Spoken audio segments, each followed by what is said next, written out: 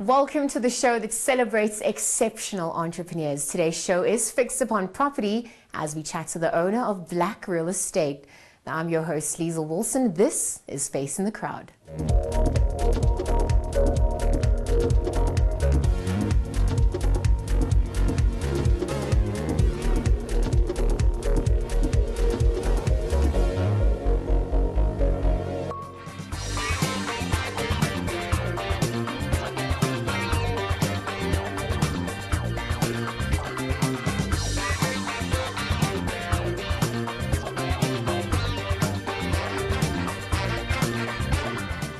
We're chatting with TT Mbha, owner of Black Real Estate. Thank you for making time with us today. Thank you for having me.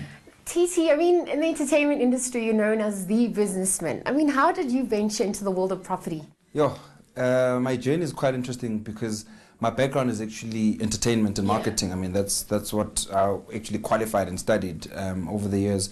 And I actually I was one of the directors of a production company called Black Brain Pictures. And we produced quite a lot of content for different broadcasters. The edge, or me getting into real estate was more of a calling than anything. From a young age, I've always been intrigued by houses, especially corner houses. You know, growing up in the township, if you stayed in a corner house, you were deemed rich, even though you couldn't afford much, but it was a corner house. It came with a title. I was diagnosed with meningitis in 2014. And getting out of the hospital, that's when I made a decision that I want to get into real estate. I've been postponing getting into the space. And I finally took the plunge, and here I am 3 years later. Was that transition easy? I mean, obviously people having known you as this entertainment guy, suddenly you become the serious businessman. I mean, what was that transition like for you? Being an entertainer is also serious, by the way. No, that's true. We're both in it. But the transition wasn't easy because it's a decision that I actually made whilst in hospital over those 7 days. Those 7 days gave me enough time to think and introspect about what I want and what I don't want in my life. And that was including my business decisions, personal relationships, and so forth. And, the decision to actually get into it was not easy. It's once I was in it and learning the ropes in the space, that's when I realized that, it's quite a big decision that I made. In real estate, you don't get paid salary. I was getting used to getting a salary as a director of other companies, and now I have to earn a commission based on what I sell. So if I don't sell, I don't get anything. The name Black Real Estate, I mean, it's very specific and it's very to the point. I mean, what were you doing? What were you hoping to achieve through that? Look, in my eyes, black is a state of mind. It's got nothing to do with color. And a lot of people think black real estate is just about black people. It's got nothing to do with that. It's got everything to do with the fact that I celebrate being black. It's all about black excellence, not being ashamed of being black.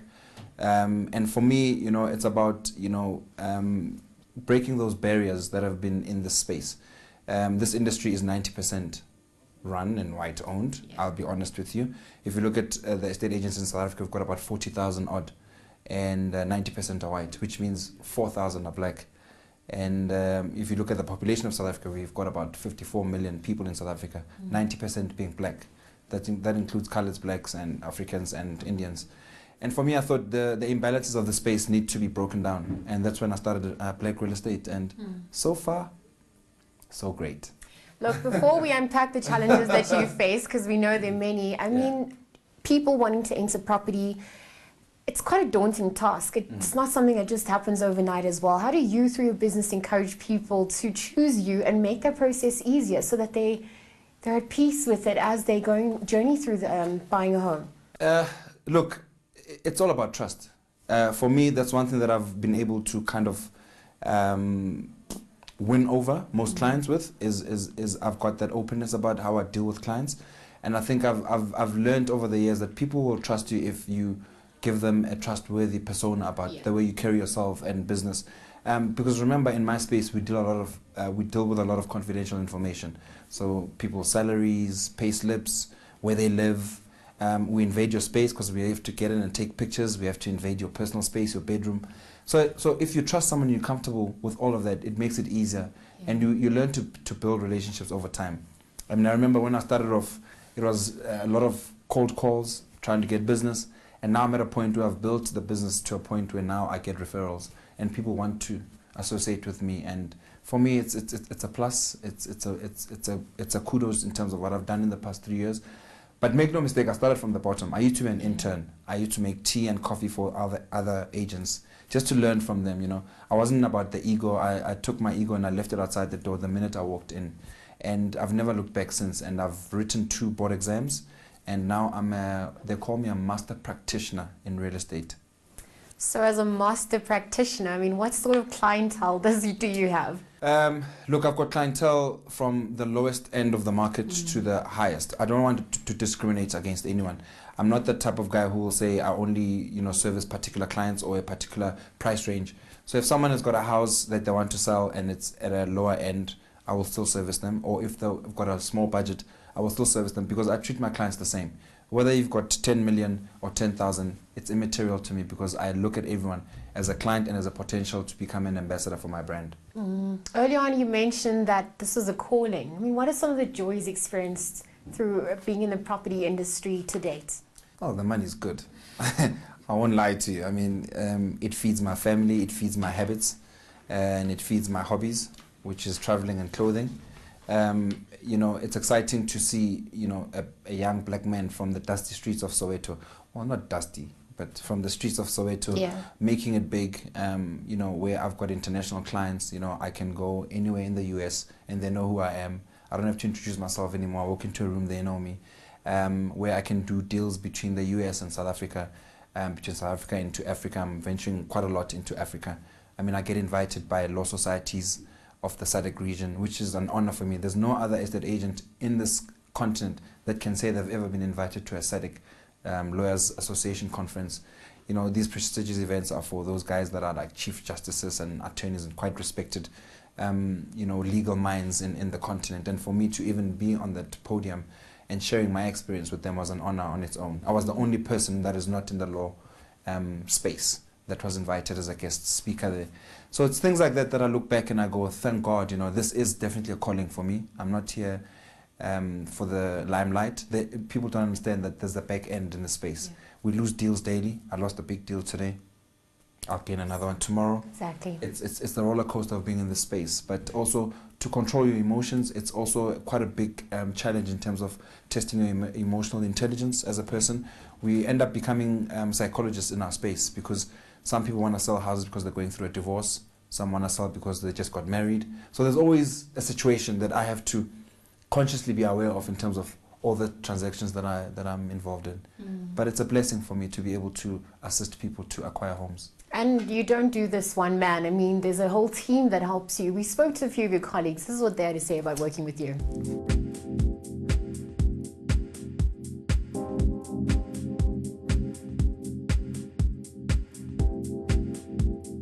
Hi, my name is Marco Kutzer. I'm the operating partner at Keller Williams Realty Advance.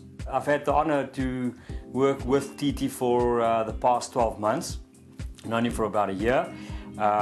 What a great guy, what a fun-loving guy. He certainly brings energy, that kind of energy to the office, and I'm honored to be working with TT. As a person, TT's a fun guy. I like TT. He has a nice vibe around him. Someone with